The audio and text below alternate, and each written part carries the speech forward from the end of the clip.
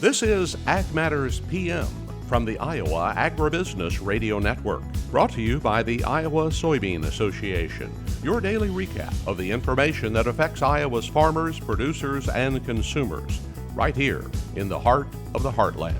With reports from our award-winning broadcast team of Dustin Hoffman, Riley Smith, and Mark Magnuson. Now, from the IARN studios in Des Moines, here's Mark Magnuson. Hello and welcome into Ag Matters PM from the Iowa Agribusiness Radio Network. I'm Mark Magnuson. Today is Wednesday, June 5th, 2024, and we are here at World Pork Expo for day number 1 of the expo. Coming up in today's show, I will bring you a conversation with Scott Hayes, the past president of the National Pork Producers Council. But first, let's run down the closing markets. It's time now for the Ag Matters PM Closing Market Summary, your source for market analysis and settlement prices from the day's trade in Chicago, courtesy of the folks at agmarket.net. At the end of another market day, we are joined now by Kenan Layden of agmarket.net to discuss today's market activity. Kenan, at least to start the day, it was not pretty in the ag marketplace. How did we close? Yeah, close wasn't pretty either. Market seems to be taking the risk off approach. Everyone's heard about it. Conditions are good. Everything's looking good to start the season. Planning progress was decent. Monday numbers reinforce that. Big balance sheets, whether that's corn in the U.S., soybeans in the world. The story still seems to be that there maybe the best story would be wheat in that Russian drought, but sold some cheap wheat out of Europe into Africa yesterday, which kind of sets some resistance and, sets these prices lower, and the market seems to be taking out risk, at least in the grains. And Kenan, in relation to the entire world picture of wheat, yes, we know there are those extreme issues in Russia and Ukraine, but what is the wheat crop right now looking like in the United States? I know they've had several of those wheat crop tours recently.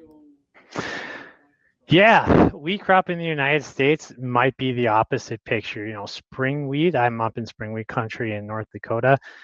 The conditions are awesome. Canada has precipitation. South Dakota and Minnesota are growing more spring wheat this year on the, planting intentions report. They were up. And as far as especially that hard red winter wheat crop, some analysts are calling for a large increase in the production of that on the next WASDE report here. And that soft red winter wheat, that, production may tick up a hair, but consistent and not cuts there. So a good wheat crop in the United States. It's a good point you bring up. Let's go over to the other side of the ag marketplace. We are broadcasting, as you can see, from World Pork Expo, but unfortunately, I know those market prices for hogs not as friendly as we'd like to see right now, but what are we looking at with the cattle and hogs? Yeah, so cattle and hogs are down today. Hogs significantly so. They actually gapped lower yesterday, which is going to serve as resistance. A lot of technical selling, is talked about there in that market, which is nothing that you want to see. Cattle also lower, but they've been kind of trading in a wide range. So fundamentals there seem to be pretty good with the high cash prices and a lot of grass, through cattle producing country. And as it relates to the spring, we've talked a lot about how, yes, you get the row crops into the ground a little bit later this year, but it could set up for a nice growing season because of that replenishment of the soil and the subsoil moisture. Also, in relation to that, Kenan, have we seen the replenishment of the pasture and rangeland in some areas of the country that really needed it? Because that could be a big boost as well. Yeah, there's been a great replenishment throughout the Midwest and, that western cattle producing area.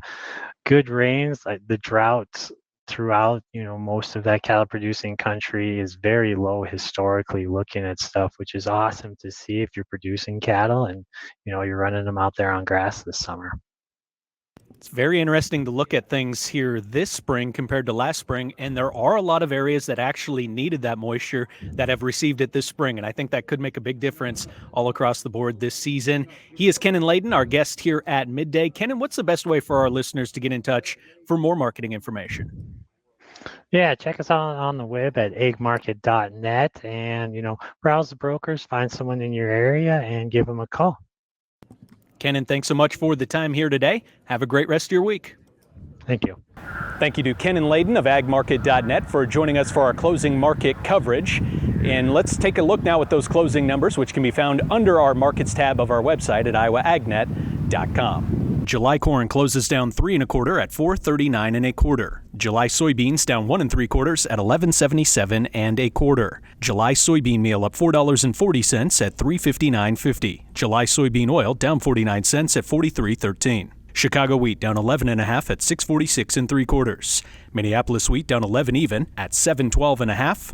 Kansas City hard red wheat down 11 even at $6.76 1/4, and July oats down 13 even at $3.52 1/2. On the Merc, June live cattle down 40 cents at $181.77. August feeder cattle down $1.20 at $254.82. June lean hogs down 60 cents at $92.10, and June pork cutout down $1.85 at $100.90. Class 3 milk down 35 cents at $19.50. That does it for our closing market coverage today. It is time now to take a break and hear from our sponsor, the Iowa Soybean Association and the Soybean Checkoff. And when we come back, I will be joined by Scott Hayes, past president of the NPPC, from World Pork Expo 2024. This is Ag Matters PM. Iowa Soybean Association is driven to deliver for Iowa's 40,000 soybean farmers. We're proud to provide objective agronomic research, a helping hand with soil and water stewardship, and timely industry news powered by the Soybean Checkoff. Learn more at iasoybeans.com. You're watching Ag Matters PM from the Iowa Agribusiness Radio Network. I'm Mark Magnuson. It is time now for my conversation with Scott Hayes, past president of the NPPC, as we talk a lot about the policy decisions being made around the pork industry and how the NPPC has helped to have its input from producers and the organization alike into those discussions. Mark Magnuson for the Iowa Agribusiness Radio Network, and I'm joined today by Scott Hayes. He is the past president with the NPPC, and we are here today at World Pork Expo. And Scott, always so much to talk about here at World Pork Expo, and right now we're in the midst of trying to get a farm bill passed, a new farm bill, and we know that is an uphill climb. It takes a lot of work to try to get to that point, but what do you think about the way that the process has gone so far and how that has worked out for pork producers? Well, we're real excited about the House version. Chairman Thompson did a phenomenal job last year of doing listing posts all over the country. I know he was in Missouri during our state fair and got a large group of producers together, but he went to several states and talked to farmers, and he's really put together a comprehensive farm bill package for farmers that I think covers everyone's needs. I know in the pork industry we're happy with where we landed on our foreign animal disease preparedness and preparation. When we look at funding for market access around the world, and even the Prop 12 fix that the Supreme Court told Congress it was their job to fix it. The Secretary of Ag, Secretary Vilsack, has pressured Congress and the Senate both to fix that. And Chairman Thompson took that seriously, has a great plan there that'll work well for pig farmers. So we like his version, certainly hope to see some movement on the Senate side and get a farm bill out this year. And how does that process work for presenting what you guys would like to see from the perspective of the pork industry in the Farm Bill? Is it just listening to producers, talking with producers, and then kind of making a list of priorities, and then you stick with those near the top? How does that work? Certainly. So, our work on the Farm Bill started at least 2 years ago. So we have a committee structure at NPPC, and so some of the committees would look at different areas of the Farm Bill. So those asks actually go in way ahead of where we're at now in the Farm Bill. So we were able to get our ask in early and get those in the original language. Then once it gets into committee and they start debating it, it's about keeping your priorities in there, but then also being able to work through the compromise that makes good government. So now we're down towards the finish line. It's about making sure that our asks stay in there, and then after we get a farm bill, the work still continues. Then you got to get your priorities funded. So that work seems to never end. And you mentioned pretty pleased with that House version of the Farm Bill. Was there something that was missing from that proposal, I guess the initial Farm Bill from the House side, that you thought maybe should have been in there, or something that you've heard from producers that said, hey, they missed out on this area? Not really. It's we just really pleased with where we landed on the House side. Chairman Thompson and some of the other members heard our producers. They understand our issues. They get it. They know what we need and why we need it, and they were able to take care of us. And so now our job is to make sure that key senators understand that and get them to support us as well. And that process you talked about, understanding what's important to them, what they would like to see in the Farm Bill, what can help them out. What is that process like throughout the year? You say it's an ongoing process of trying to always stay in touch, always be in communication. Is it surveys? Is it just going to meetings and meeting with producers? How does that work? So yeah, we're into the season of fairs, and folks in DC like to get back home, and so what'll happen the next couple of months is catching up with those members, those staff folks back in the district, back at home. Hopefully feed them some really good barbecue pork and bend their ear, about what's going on, what we need, why we need it.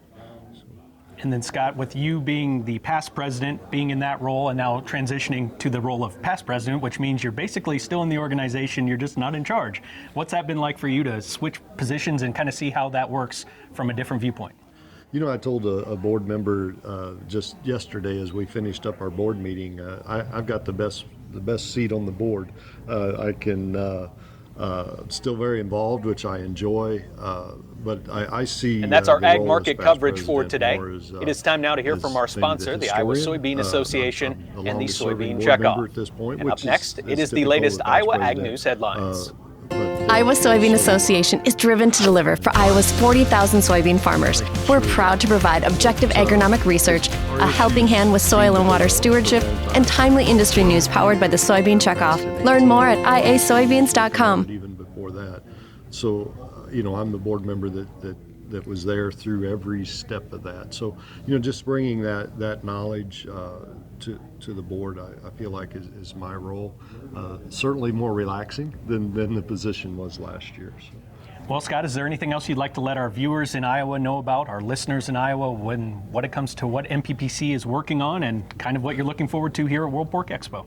MPPC is, I just want to express to producers how hard your staff's working for you.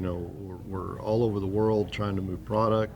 We're in DC, in the agencies, in the White House, wherever we need to be, on the Hill, working for producers. And I think last count there was 98 issues we worked on last year while I was president. And it's there's always something going on, but we're always have the producers' best interests at heart, and proud to work for them every day. And we want to thank you for always helping to educate and inform, because you guys are always very available for us too as well, so we appreciate that.